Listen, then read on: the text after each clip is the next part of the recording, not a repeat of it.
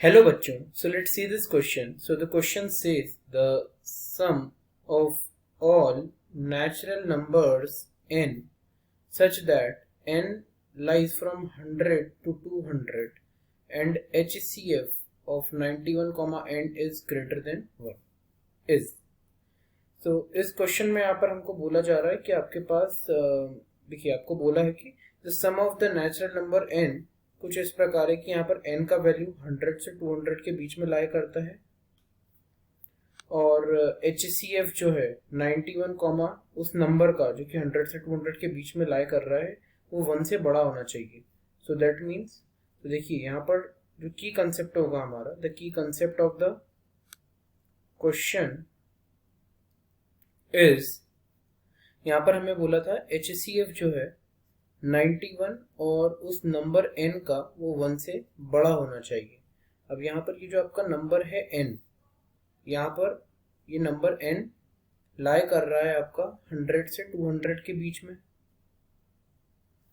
अब यहाँ पर ये जो आपका HCF है, HCF यहाँ पर अपार्ट फ्रॉम 1 होना चाहिए. देखिए ग्रेटर देन 1 का अर्थ यह है कि अपार्ट फ्रॉम 1 अदर फैक्टर्स, यानी कि दूसरे फैक्टर्स को ले लीजिए 1 को छोड़कर. तो यहां से आपको आपका वैल्यू ऑफ n मिल जाएगा और हमें यहाँ पर निकालना क्या है, sum of all the natural number से जितने भी पॉसिबल नेचुरल नंबर n है उनका सम यहाँ पर हमें कैलकुलेट करना है.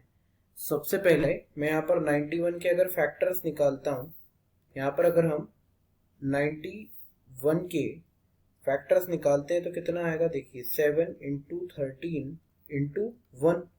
बट अपार्ट फ्रॉम 1 की बात हो रही है यहाँ पर, तो यहाँ पर 1 को छोड़कर इन दोनों फैक्टर्स को हम लेंगे 7 और 13. तो सबसे पहले यहाँ पर हमें वो वैल्यूज ऑफ n निकालना होगी दैट आर डिविजिबल बाय 9. तो डिविजिबल बाय 9,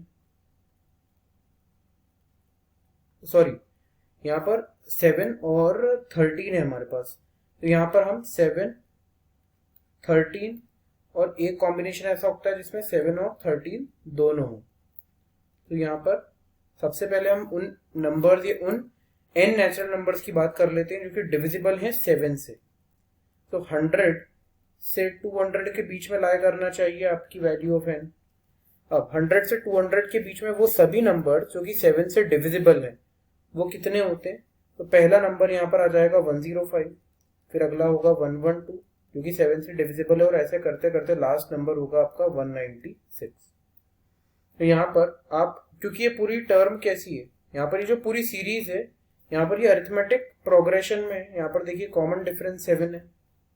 अभी हमें नंबर ऑफ टर्म्स पता नहीं है तो उसके लिए मैं यहाँ पर nth टर्म का फॉर्मूला लगाऊंगा AP का. तो वो बराबर होता है a plus n-1 into d के. लास्ट टर्म an है वो 196 है equals to 105 plus number of terms निकालना है तो n ही रहने दीजिए, कॉमन डिफरेंस 7 है. इसको आप लेफ्ट हैंड साइड पे ले जाइए तो 105 से जब ये सब्ट्रैक्ट होगा तो कितना आ जाएगा, यहाँ पर 1 आएगा, 91 आ जाएगा. और इस 7 से यहाँ पर आप इसको डिवाइड कर दीजिए, ये n-1 के बराबर होगा. 7 से कैंसिल होगा तो यहाँ पर 13 आ जाएगा. So that means what, n-1 का वैल्यू यहाँ पर 13 के बराबर है. -1 को आप राइट हैंड साइड पे ले जाइए तो n का वैल्यू आ जाएगा 13 प्लस 1 यानी कि 14. यहाँ से एक बात तो बिल्कुल क्लियर है कि यहाँ पर नंबर ऑफ टर्म्स कितनी है, 14 है. अब अगर नंबर ऑफ टर्म्स 14 है तो sum of all terms divisible by 7, वो सभी टर्म्स जो कि 7 से डिविजिबल होगी उनका अगर मैं यहाँ पर सम निकालूं, सम कैसे निकाल सकता हूँ, यहाँ पर अरिथमेटिक प्रोग्रेशन का फॉर्मूला लगा दीजिए. तो summation of n terms of AP का फॉर्मूला होता है n/2 ब्रैकेट में first term plus last term. Formula जब हम लगाएंगे यहाँ पर, नंबर ऑफ टर्म्स हमने निकाला था वो था 14, तो 14/2 ब्रैकेट में फर्स्ट टर्म 105 है, लास्ट टर्म 196 है. ये कैंसिल होगा तो यहाँ पर 7 आ जाएगा. तो 7 मल्टीप्लाई विद 105 और 96, यहाँ पर कितना होगा, यहाँ पर ये 301 के बराबर होगा. यानी कि देखिए 7 3 21 0 और फिर 7 1 7, तो 2107. ये sum of that terms which are divisible by 7 है, इसका वैल्यू आ चुका है। सिमिलरली अब हम वो टर्म्स निकालेंगे दैट आर डिविजिबल बाय 13। सो 13 से डिविजिबल होने वाली टर्म्स हमें यहाँ पर फाइंड करना होगी। उसके लिए सबसे जो देखिए n का वैल्यू यहाँ पर 100 से लेकर 200 के बीच में लाई करना चाहिए। 100 से लेकर 200 के बीच में लाई करना चाहिए। तो पहली टर्म 104 होगी, दूसरी टर्म 117 हो जाएगी। ऐसे करते करते लास्ट टर्म कितनी होगी? तो लास्ट टर्म यहाँ पर 195 होगी। अब सेम फॉर्मूला लगाऊंगा मैं, last term equals to first term plus n minus 1 into d. D का वैल्यू 13 होगा। यहाँ पर मुझे नंबर ऑफ टर्म्स निकालना तो जरूरी है, तभी मैं क्वेश्चन सॉल्व हो पाएगा। 195 equals to 104 plus n minus 1 into 13। 104 को आप लेफ्ट हैंड साइड पे ले जाइए तो 195 माइनस 104 कितना होता है? ये 91 ही होता है। यहाँ पर आ जाएगा n minus 1 equals to 91 divided by 13। ये कैंसिल होगा तो 7 माइनस 1 को राइट हैंड साइड पे ले जाइए तो n का वैल्यू होगा 7 प्लस 1 दैट इज 8। अब मेरे पास नंबर ऑफ टर्म्स कितनी है? यहाँ पर नंबर ऑफ टर्म्स है 8। तो sum of all terms that are divisible by 13, उन सभी टर्म्स का सम कितना आएगा मेरे पास? सो एस ऑफ एन का फॉर्मूला होता है n बाई 2 ब्रैकेट में 2a plus n minus 1 into D. इसकी वजह हम दूसरा फॉर्मूला भी यूज कर सकते हैं, n by 2 times of first term plus last term. अब यहाँ पर नंबर ऑफ टर्म्स की अगर बात करी जाए तो नंबर ऑफ टर्म्स कितनी है हमारे पास? वो 8 है। तो 8/2 ब्रैकेट में फर्स्ट टर्म कितनी थी हमारे पास? फर्स्ट टर्म 104 थी और लास्ट टर्म 195 थी। तो यहाँ पर आ जाएगा 104 प्लस 195, ये कैंसिल होगा तो यहाँ पर मेरे पास 4 आ जाएगा। तो 4 मल्टीप्लाई विथ 104 और 195 मिलकर कितना हो जाएगा? देखिए ये हो जाएगा 299। अब 299 का मल्टीप्लिकेशन हम 4 के साथ कर देते हैं। तो 299 इंटू 4, 9 4 सा 36, 9 4 सा 36 and 3 is 39, 4 3 सा okay 4 2 सा 8 and 8 and 3 is 11 सॉरी 1196। सो यहाँ पर हमारे पास वैल्यू कितना आ रहा है?